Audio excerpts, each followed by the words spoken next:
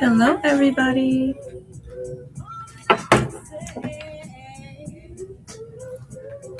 Hope everybody's having a good evening.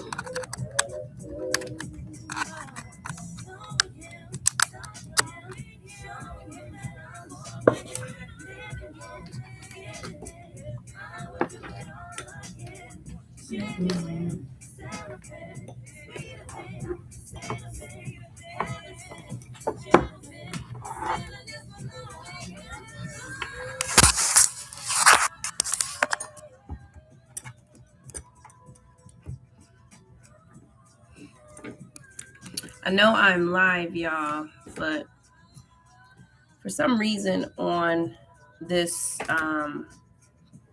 YouTube, I can't see how everything looks before I go live, so I'll have to edit later. But thank you guys for joining me tonight. I hope that you all had a wonderful, wonderful Monday. Alexa, turn off. All right, so we're going to get started. Good evening, Momo. How are you? It is 7:01 p.m. and I want to get started because tonight's topic is something that's kind of, dear to me, but also it could be a little bit heartfelt. So it's your girl, Dr. Tasha Rose, your transparent sister in women's healing. And tonight's episode number 9, it is on a conversation on community violence. I am a licensed professional counselor, and I hold a doctorate in health science. And I am trying to open up more conversations around mental health, around understanding just your normal day-to-day stressors, traumas, and different things like that. Things that happen in the community, things that's happening in your personal life. And so sometimes you'll see my beautiful face. Sometimes you'll see my beautiful face and another beautiful face. But today it's just me again. Next week, I will have a guest speaker, so I'm super excited about that. But tonight, we will definitely be talking about some of what has happened over the last few weeks in the city of Hartford. And this just really talking about how community violence have really caused so much trauma within the Hartford, Connecticut community and other communities as well. But I'm specifically talking about Hartford, Connecticut because of the fact that I live in Hartford, Connecticut. I'm from Hartford, Connecticut. So I wanted to talk a little bit about that. So, I've been in the city for over 40 years, and I have throughout the city, throughout my years, I have really seen a change in how the community was back when I was younger and then where the community is today. Trust me, I understand that there was probably poverty, there was probably crime and all those things when I was growing up as well. But I know that over the last, I would say at least 20 years, it's gotten progressively worse. And so over the last, I would say 20 years, things have just gone down. We've lost so much finance, economic security within our city. We already are, it's already a city, and it's a small city. But we've lost a lot. We've lost insurance companies that have left out of the city of Hartford. We've lost businesses. We lost recreation centers, structures that were built for our communities. We have lost. And so, in Hartford right now, we're dealing with 2 fatal police shootings, right? So One was on February 19th, and then the other one was on February 27th. And both of these police shootings were victims of mental health crisis. Their families called the police, and they were looking for mental health services or help for their loved one. And we also have there also has been reported 7 fatal shootings, but I think it's 8 actually this year, whereas last year around this time we only had about 3. So it's just a lot of progression if you just even listen to that, right? Last year I don't think we had any police involved shootings that were at least death and mental health. This year we already have 2, and it's just March, right? And then of course the uptake in shooting deaths already in the community has also has risen. We do know that our population is vast majority Black and Latino. So we got about 45% of Latino residents, and we got about 35% of Black Black residents, right? And then we got about 26 of us that are in poverty. So for the most part, we have this array of Black and brown people, and 26% of them are living in poverty. What does that say? That says that there is a problem, right? So our median household, so that's like the median of all the households in Hartford, the most that people are making, whether it's one's family, 2-parent home or 1-parent home, it's like $46,000. That is not a lot of money, and many people have 1 to 3 children. So we have to look at that. So poverty, the poverty line is very low. However, income is also very low, and the price to live in the city is also rising. So poverty is going up. So although it says 26, I'm pretty sure there's probably a little higher than 26% of poverty. And the reason why I want to give you guys these facts is not to bore you, but I want you to kind of understand where I'm going with this. Okay. The Connecticut Department of Labor says that Hartford has shown the highest two-level unemployment rate in the state, and is cited in the cited year. So basically, like we are at one of the highest unemployment rates in the city of Hartford. So that means that this conversation that I'm having tonight with you is not just about crime. It's about trauma, grief, fear, mistrust, and poverty. It happens in communities already. However, when you're carrying economic strain, the experience is much higher. So not only do we have all these things that are happening over the last few weeks, we also have all these structural things that have been happening in Hartford already, right? Let alone Connecticut. I'm not going to even talk about Connecticut. I want to stay specifically in the Hartford community. Because that is where I did my research on, right? I had to do a little bit more research because I want to make sure I try to get as much facts as I can. And even if I'm not 100% right, if you know more, please, this is a conversation. This is not me trying to say I know more or less. I just want to get the information out there. I've done as much fact checks as I could, but if there is something that I'm missing, I want to talk about this here, and that's why this channel is for. This channel is for conversations, guys. Right? All right. So we know that research has linked violence exposure to depression, anxiety, PTSD, substance abuse use. School difficulties. There's also risk of dropout and risk of suicide. If you notice, like a lot of cities that are dealing with high crime and poverty, there's a lot of this stuff going on where children are not they are not interested in academia. They're not interested in the things that's going to uplift them, right? And so what ends up happening is that not only are we already starting with poverty, and we're already starting with economic issues, but now we have the police that we're already struggling with, right? And now we have the police shootings, and then we have additional mental health crises from this, and it just puts another layer of just, I would say, mistrust and um, sorrow in the community.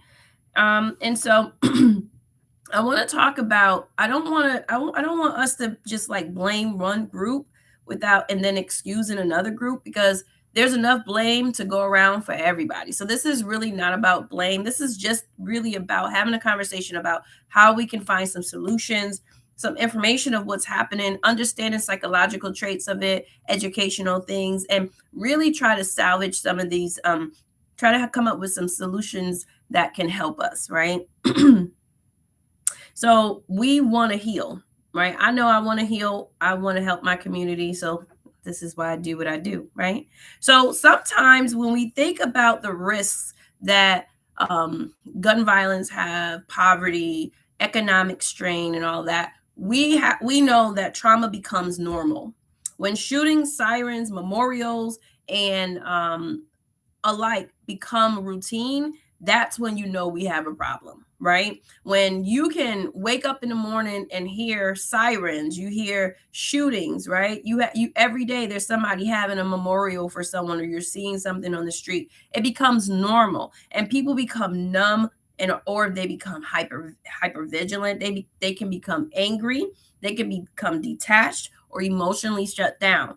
So many people say things like, "Oh, I don't know why is so much stuff happening." It's because people have gotten so used to the crime, so used to the demise of what's happening within our city, that now they're detached, they're numb, they don't care. And so what ends up happening is trauma now becomes something of like, uh oh, just a word, and no one really wants to work on it, right? So when we think about how Black communities are often exposed to violence, one of my questions is why, right?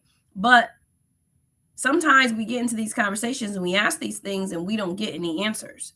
It's just crickets. It's kind of like the blame gets put back on the community. And that is not what we want, right? So when you think about mistrust of the system, it talks about when, for instance, these two families called the police for help in a mental health crisis and ended up losing their loved one, right? We already have trouble with trusting the police system or just the system, period.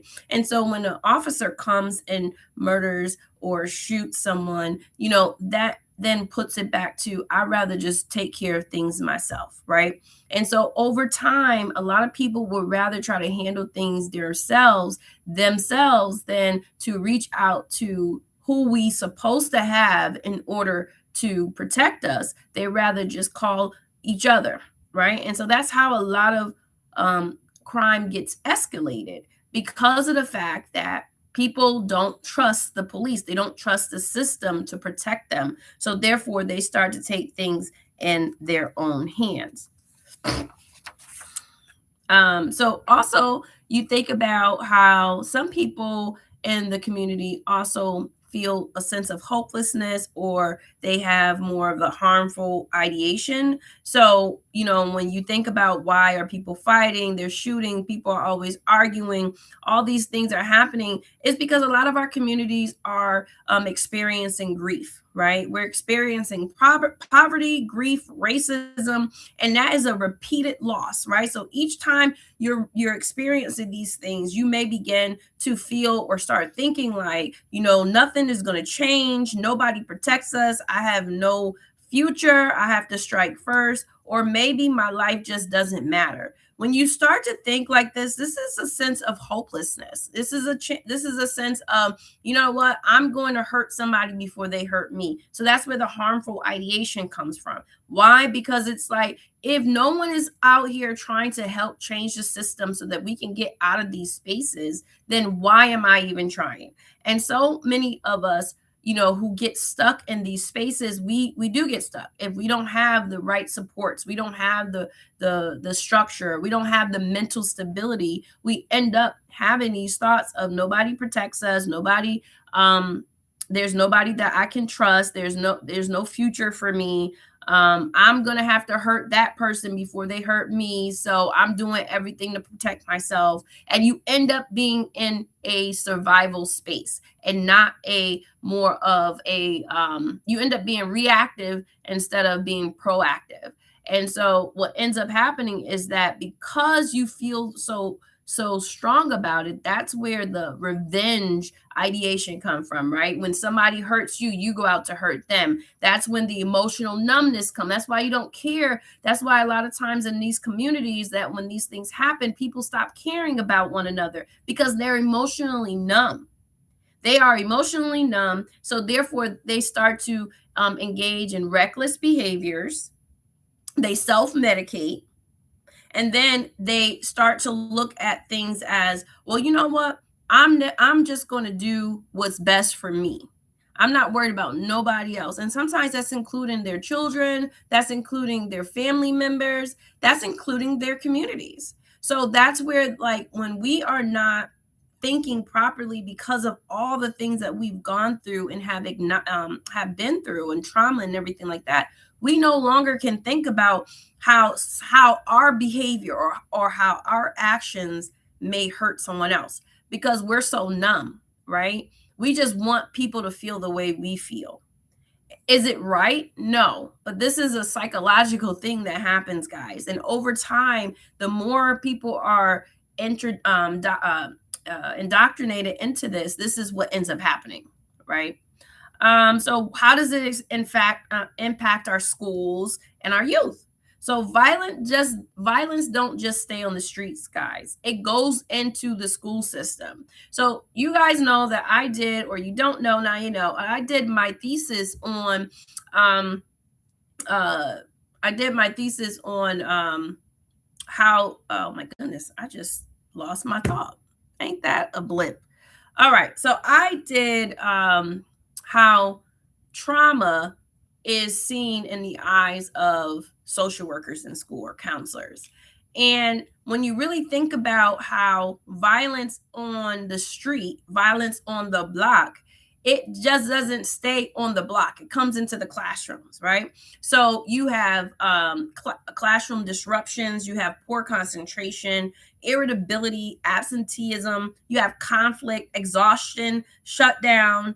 And then our children go into survival mode behaviors. So that's why you have children that's 4, 5, 6 years old behaving as if they're adults and having behaviors that are erratic because they have become used to certain behaviors on the block, right? They see these things, they don't respect each other, they don't see people respecting them. So therefore that stuff starts to come into the classrooms because of trauma. They're being traumatized outside and they're coming into a place where they're supposed to be educated, but they can't be educated because they're stuck on survival mode.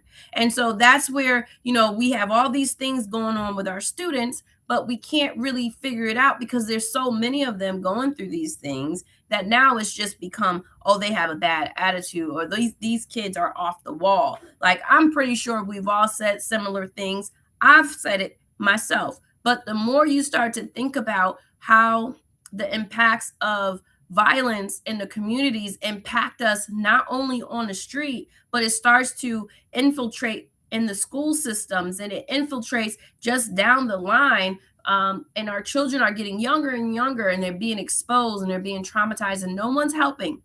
And so we have to look at that. So teachers, people are young people or parents, really pay attention to how your children are feeling. If they're able to express their emotions, let them understand that violence is not okay. Really try to talk with them about poverty, understanding what that looks like, why people do certain things.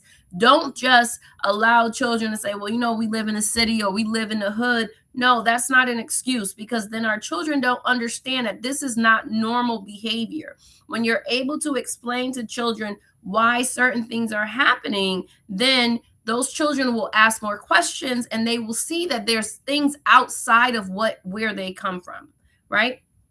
I know for me, like being outside of Hartford, being able to get outside of Hartford, during the summer and stuff like that, and just being able to travel growing up, I knew that it was more than just Hartford for me. So therefore, I had a different experience, but not everyone has that. So when it comes to schools and the youth impact with violence and community violence, it's really important that we pay attention to how we talk, how we educate, and how we kind of like reassure our children that things will be okay.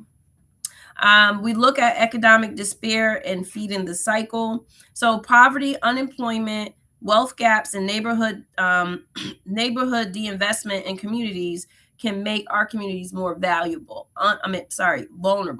So when you think about how when you drive up and down certain spaces in Hartford, there's a lot of blighted buildings, or if they're not blighted, they're owned by people who don't live here. So therefore, like people don't take care of their property, and people need places to live. So they end up in spaces that are not healthy for them or not nice, a nice space to live. And after a while, you start to also go back to believing that nothing's ever going to change. You're not worthy. You start to feel helpless again. So not only are you, in spaces where it doesn't look nice, or it doesn't look like, like a space that, would be respectful. Now you're living in areas where you live in a bad space. You live in a home that's not taken care of. Your parent is always working. You have all these things happening. What makes you want to feel like you're going to be better, or something else is going to happen in your life that's going to be positive? It's very slim. It's very slim, y'all. So we want to make sure that when people are feeling blocked from safety, jobs, and dignity, then stability is very, very low. When people don't feel like they're worthy, when there's no jobs for them that's actually making more than $46,000 a year, when there's no stability, and then violence can become both direct and indirect, right? Because not only are people being a part, like experiencing violence, but now some people, family members are actually part of the violence. So with all this instability within our communities, sometimes we get into these spaces where we can't crawl out of it without the additional help, or without understanding what's happening. We also have to understand that this is a structural thing. It's not just people living in the cities or living in Hartford. They just want to be poor. They don't want to be violent. No, this is a structural thing. There are things that a lot of our community members are unable to attain, or even unaware of.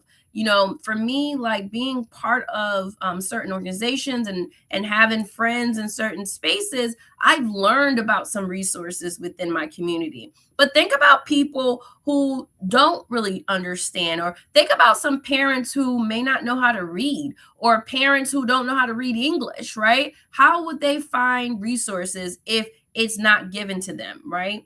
The only time I really see resources in the mail in Hartford is like during like voting time. People might send stuff out and say, this is here, this person is vote for this person, they help with X, Y, and Z. But to actually send stuff out so people can know what's actually happening within the community, I don't really see much of that anymore. So when you think about how poverty and violence really impacts our communities when it comes to our psychological pieces, I want you to think about the fact that community violence shows up with people with anxiety. They come up with panic. They come with grief, complicated grief, PTSD symptoms, survivor guilt, depression, distrust, anger, emotional numbness, hypervigilance, sleep disturbances, concentration problems, substance use, and hopelessness. We talked about this earlier. But again, psychologically, poverty and violence in the community will bring this out. There's so many people experiencing so many of these symptoms, and it's not always just because they want to. It's because of what they're experiencing, or what they're being exposed to. So that's what brings the panic, right? It's like you never know what's going to happen. You could be walking down the street and someone can be having a bad day, and things can happen, right? The police can bother you for no apparent reason other than you're black, right? So there's so many different things that people in communities, and impoverished communities that experience a lot of violence have to deal with mentally. It really destroys our thoughts, our inner core, right? Our nervous system gets disrupted. So we want to make sure that we're paying attention to those things and understanding that we don't have to live in this, but in order to get out of it, you have to have education, right? You have to get a therapist. You have to go to the doctor, get yourself checked out, talk to the doctor, tell them what's going on. You might need medication to help bring you back down for a little while, but a lot of times what ends up happening, all those psychological things that are happening, people become they go to self-medication, right? Or anything to numb the pain, anything to numb the feeling. They don't want that feeling. So therefore, they will go ahead and do whatever it is to take that feeling away. So we end up also thinking about social norms. Why do these things happen in our communities? Why is there so much violence, right? We have people that says like, mind your business. You can't snitch on each other. You got crying is for weak, crying makes you weak. I'm not going to a therapist to tell them my business. That's for white people. These are things that we do. Like we go through that. That's why we kind of stay stuck and violence as well in many of our communities, right? We got social norms such as you gonna handle it yourself, right? And how do we really look at that? Like what happens when people say they're gonna handle it themselves? Other things happen, right? It's just a little domino effect, right? Children need to toughen up. That's some things that people might say, or these are things that people have said, and now these children are out here like going nuts, and now they're like, oh, these children need to relax. But we have to be careful of our words. Nothing's going to change anyway. These are social norms, guys, that people are saying in our communities that are riddled with violence, right? Some people feel like all those sayings and the things that they do is protective. Arguing or feeling like you got to take up for yourself or you got to always fight. That's a protective mechanism because people don't really know how to communicate. They don't really know how to express vulnerability. So therefore, they express it through anger. They express it through, I'm going to get you before you get me. And so we have to be careful with that because we also know that research shows that there is structural racism, there's structural socioeconomic segregation, there's structural violence exposure, which helps explain why patterns of violence in certain communities are reinforced. Like this stuff is structural, but we have to, in our communities, we have to also be willing to get the help that we need and come together so that we can, get a handle on some of the things that are happening within our communities, right? So I did want to just share some information about, so in Connecticut, we have 988, which is a statewide mobile crisis through DEMIS. And then for youth crisis, we have 211, which is, for children as well. Hartford residents, it says that pretty much like you have the option to call either one. But again, it's like trusting them because I was speaking or I was at an event on Thursday and I was told that one of those mental health calls are connected to the police dispatch. And so I feel like that's a great thing on one hand, but it also can be dangerous on another because if the police are being dispatched when it comes to mental health issues for someone who might have a weapon in their hand and it ends up turning out like what happened to these two fathers or these two black men earlier this year. And we have to make sure that we're careful with that. So if it's going to be connected to dispatch, then not only do police need to be dispatched, but a clinician needs to be dispatched, right? We need to make sure that we are making sure that we are covering our community the best we can. We also need more we need more police. We need more EMS. We need more people that look like the people in the community. So if you're going to be in the community, you must more look like them, but also you want to have a rapport with them.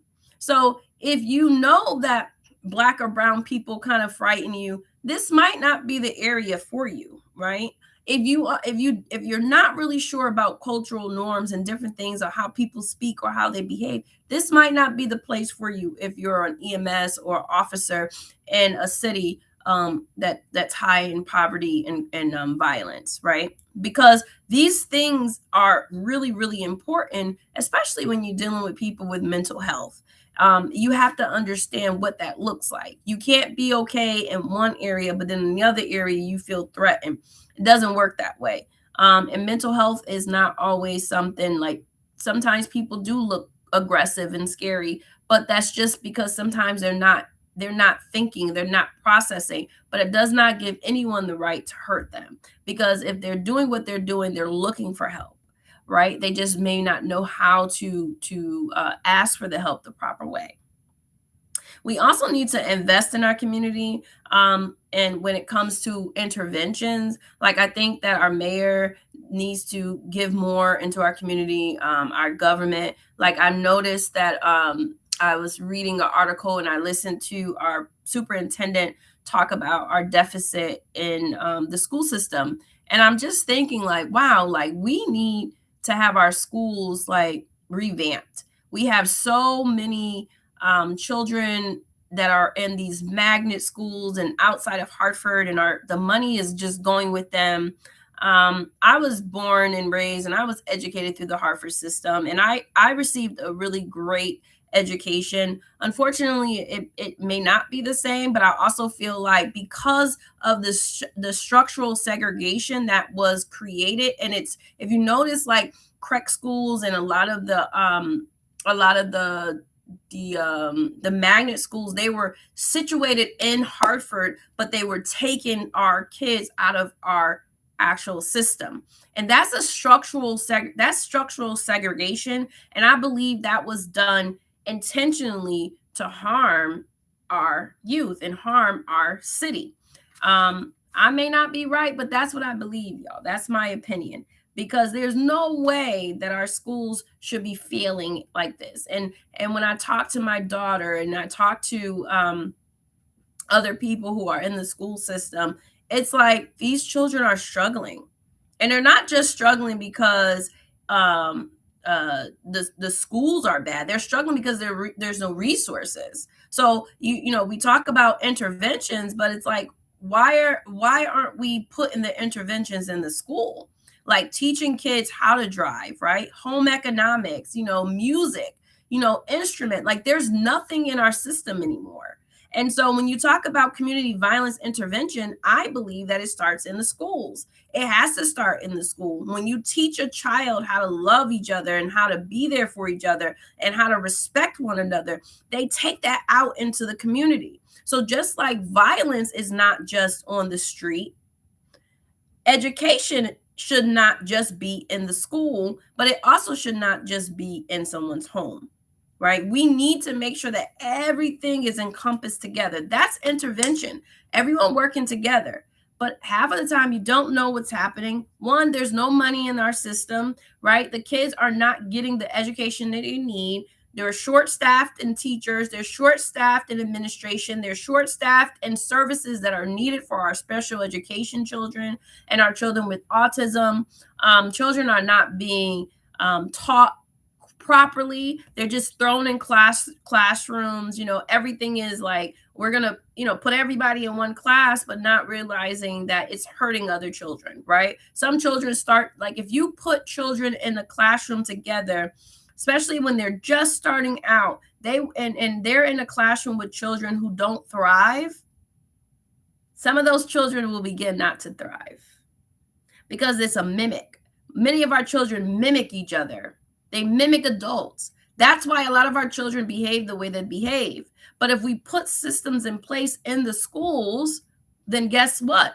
We can help children understand that some of those things that they're mimicking at home or on the street, it's not real or it's not healthy. I'm not saying that we can save everyone, but we can save a few.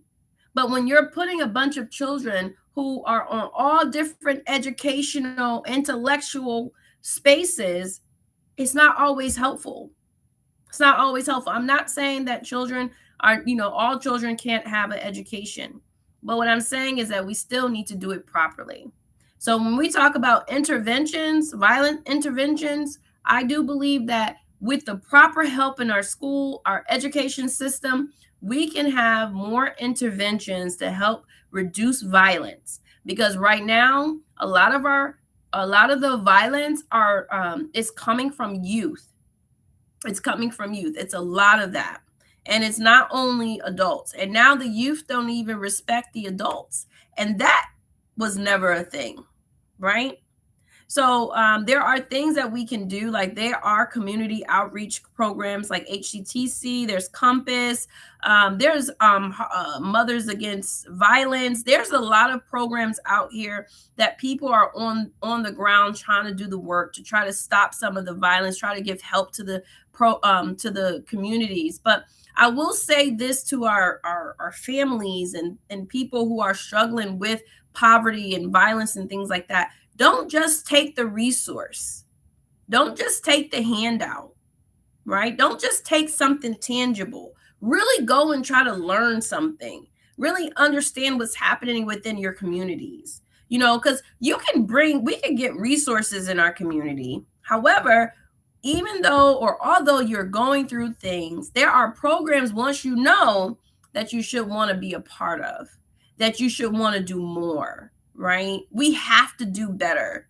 So yes, yes, yes, yes. Like we are in a structural decline with just in life, but we're in structural decline in our city, in our community, but we still have to do the work. We can't just expect people to give us things and we just sit at home and complain and want. No, if someone tells you that these programs are out there, I want you guys to go in full force and get what you're supposed to get. Learn what you're supposed to learn. It is for you. But if it's not enough people going for the resources, guess what? Those resources go elsewhere, or other people from other communities come in and they get those resources because they're willing to get up and go get them. They're not looking for someone to bring it to them. So there are things out here that we can do and there's resources, but a lot of times we don't go for them. So we lose them. So also too, I feel like in every church, barbershops, hair salon, rec center, neighborhood event, we should always have resources to say this is what it is. And it should not only be like what someone is giving out, but what we are teaching. What educational services are you learning? Because I think too, like people will come out when you're giving something tangible, like a bus pass, money, gift cards, clothes, book bags. They'll come out. But are they listening to the information? Are they trying to change? And again, that goes back to that emotional numbness, right? When people just become numb. It's like, just give me something to hold me over. I'm good, right? Because all this stuff comes together. But we still should not ever stop trying to educate our community and what we could do or what we need to do better, right? So we need to make sure that things are visible in these places. Our churches, a lot of our churches are doing a lot of like in person, but also doing virtual. I think that we need to just share more of our virtual, teachings, especially if you're in church and you have a good following. Like share those messages, right? That's really important. Church, like our pastors, churches, they need to open their doors more to teach and to learn and not just feed people, but to actually teach people. And I think that is so important. And that's why I'm happy to be a part of what my church has been doing, is really having a night of community and really teaching people and showing people what's around, how you can get help, having healing circles and different things like that. So, those are things that we can also do. Creating pathways for money, mentorships, and meaning. So I know like we lost like some summer youth programs, but I also feel like we need to get our children outside of Hartford to do things outside of Hartford more. More jobs in places that like some of our youth may have never thought they could do, right? Business models and financial centers and maybe farms and different places, just to get them outside of the city so that they can see something different, and maybe shock them or make them see the vulnerable parts of them. Because sometimes when you live in a city that's harshly like impoverished or full of crime, you put on the facade. So with the youth program or mentorships, like really getting kids outside of cities and getting into spaces that they can see that they are worthy, that they are enough, that they can do this, and that just because they're black or just because they're poor doesn't mean that they can't make it. Just because they're Spanish or doesn't mean that they can't make it. But really give these children hope and understanding and education. And then while you're at it, teach their parents.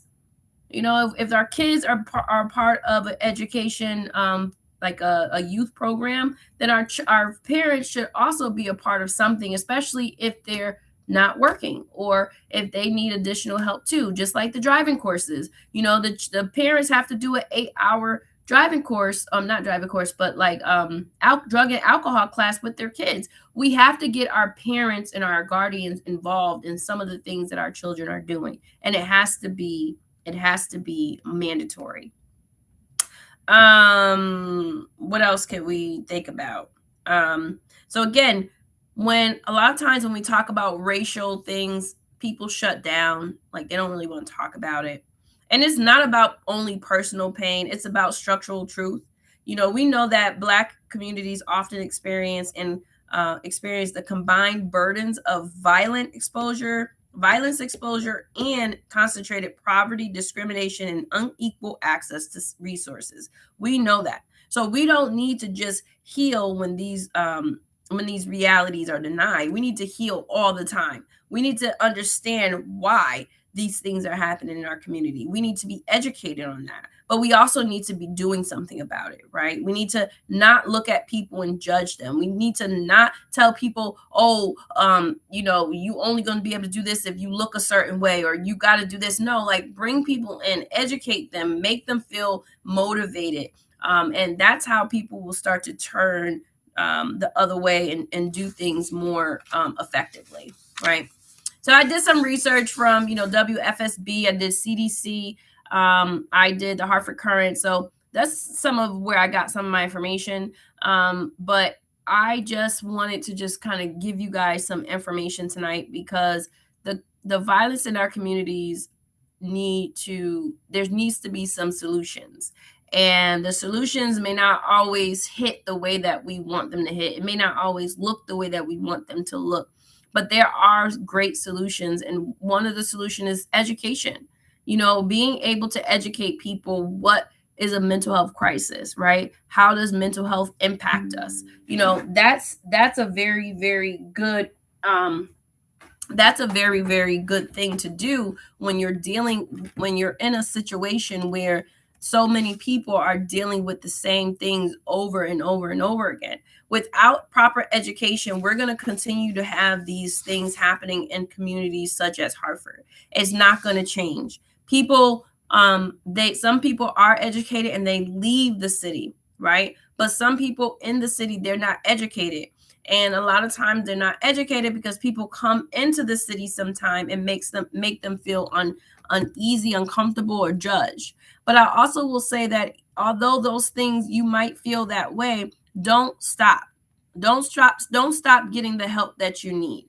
If you are a person who have access to help, get the help. Don't worry about if someone's judging you or you feel like someone's judging you, because a lot of times it's just you feeling uncomfortable with change. It does not mean that that person is trying to hurt you, judge you, or harm you. It just means that you're uncomfortable with the fact that you might have to change, or you want to do something different and it doesn't feel the way that you thought it would, right?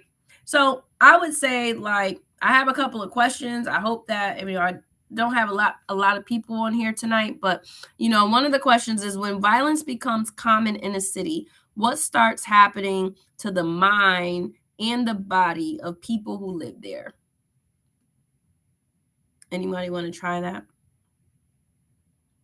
Um,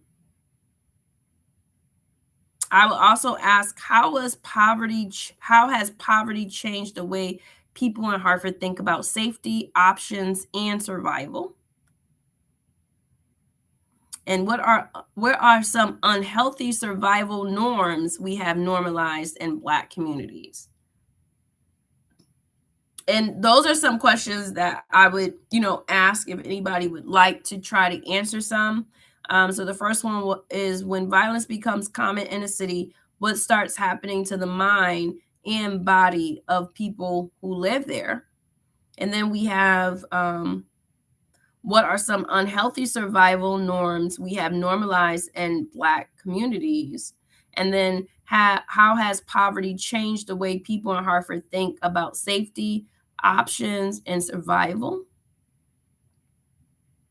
And I would say, I want to ask this one too. How does repeated grief affect parenting, school performance, relationships, and faith? Right. Y'all know I had to have a faith question in there. And when I look at all four of these questions that I've read, when you think about the first one, it's like the mind began to really think that you're doomed, right? Our bodies become numb. Our nervous system just becomes kind of shocked, right? There's no way out. When it comes to how poverty has changed the way Hartford thinks about safety, options, and survival, it's like there's really no safety. I hear people say that all the time, especially people who are not from Hartford. There it's cool to come in and watch a game, go to what the XL Center or the People's Center now, what it's called, go see a yard goats game, see the soccer game, but people don't want to be in the city because they feel like it's not safe. I won't agree with it 100%. I will say that it's starting to become a little bit unruly. But I do believe that, if we can get together, I think, and find real solutions and just be accountable, that we can really change the way that safety is looked at, and how survival is looked at. And then, what are some unhealthy survival norms that has been normalized in communities? Drinking, smoking, cussing each other out, being loud, disrespectful, not following, like for children, not following directions. Everyone is the ops, like it's always something within our community now, which has become normal in the Black community. People, like, when it's so much negativity that it has gotten to a space where, like, many people would rather just get into a space where and just act like nothing's happening and just stay away from, like, just life in itself. And then the last one is, how does repeated grief affect parenting, social performance, relationships, and faith? Oh, that's a whole topic on itself. When you think about how grief impacts people, right? Because we already know that grief is just not the death of somebody physically, right? It's the death of things, the death of thoughts, the death of opinions, right? Places, things. It is the death of things that we no longer have. And some of us have lost our homes, we lost our relationships, and that's grief, right? That can cause grief. And it impacts us in our parenting, is because so many of our parents have lost so much that they've become numb. They don't know how to parent. They have gotten to a space in their lives where it's just like, well, they're going to have to figure it out, right? It reminds me of, like, when I think about how bad it's gotten, it reminds me of that movie Lean on Me. when the young lady got pregnant and her mom was just like, yeah, you gotta go. Like, I can't take care of you and your child.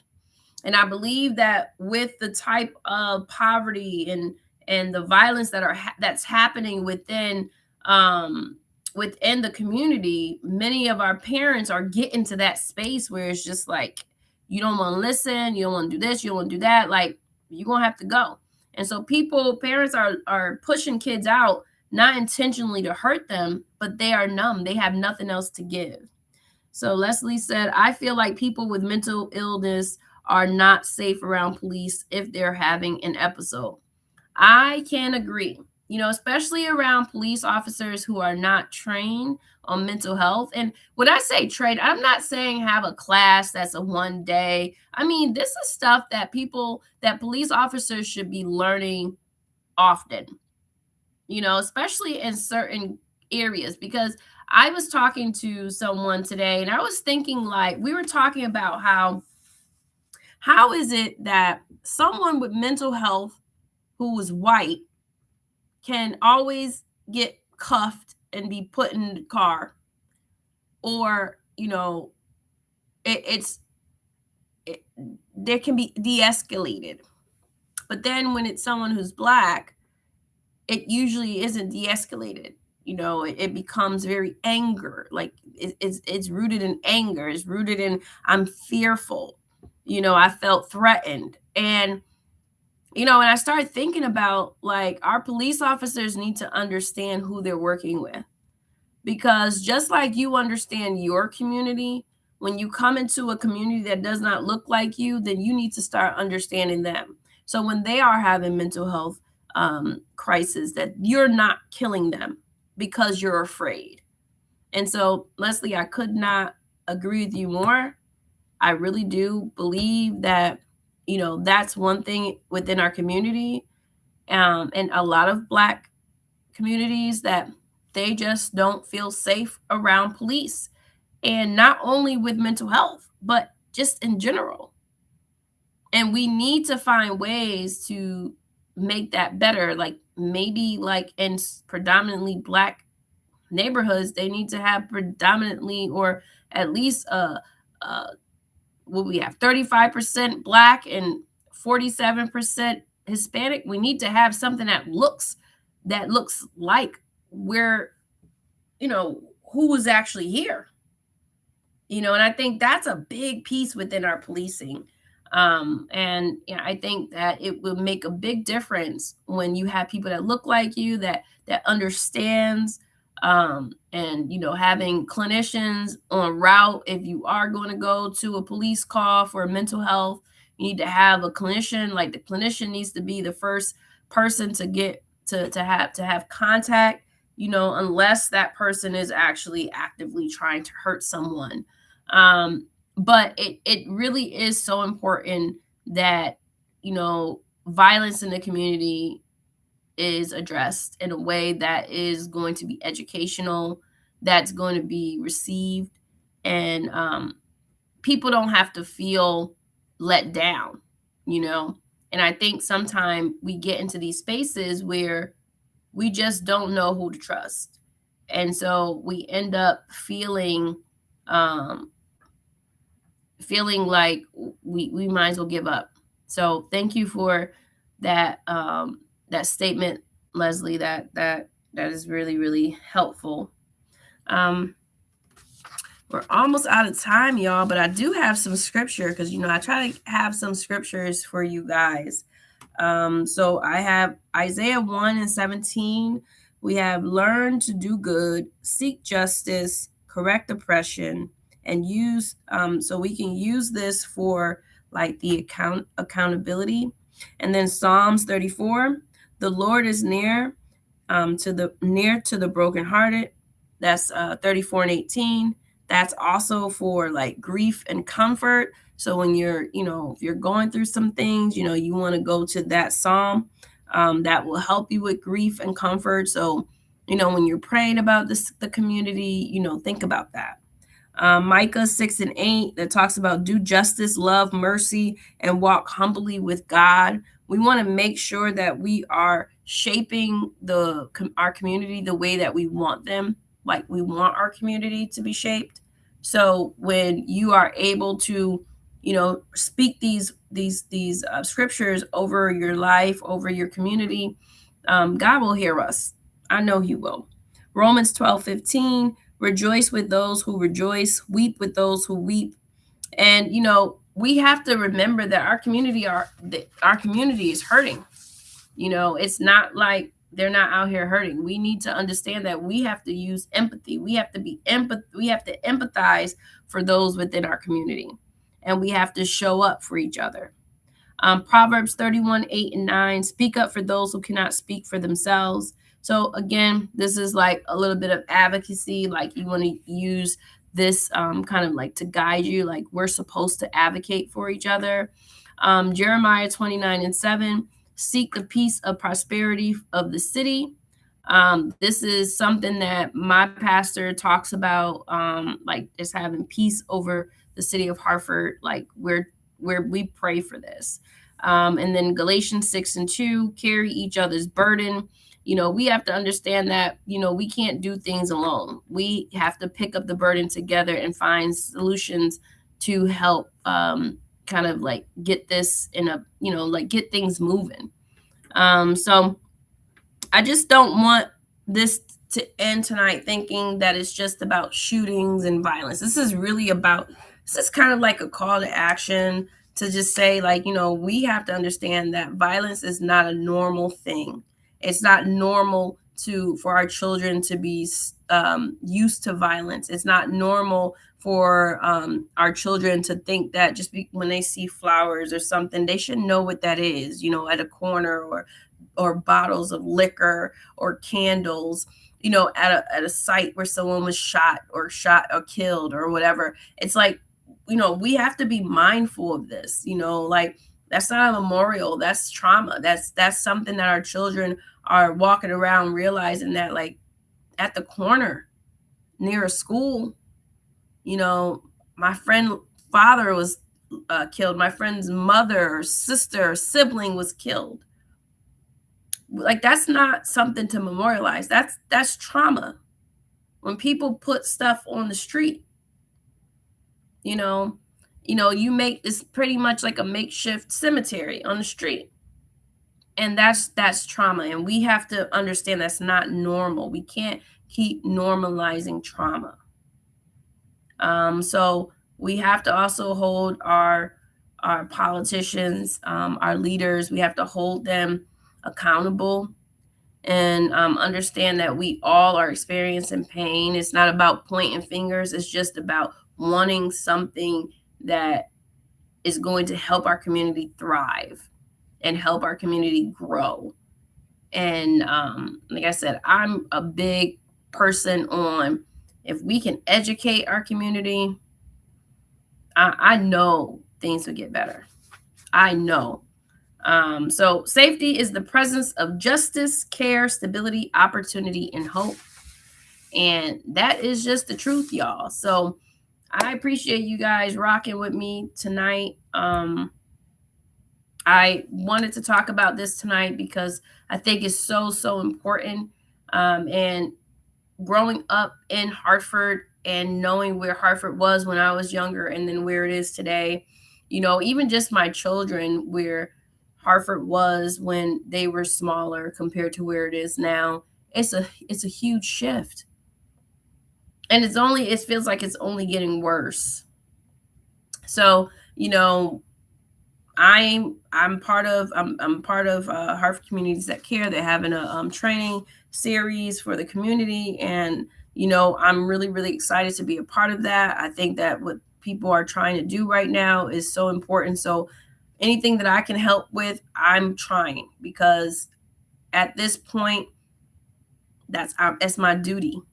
And as a clinician, I want to make sure that people are leaving their homes every day feeling less and less depressed, anxious, stressed, overwhelmed, and they're having a happier time so they can be happier and have a better space outside of their homes, and get along with each other, and they're not filled with just a bunch of fear.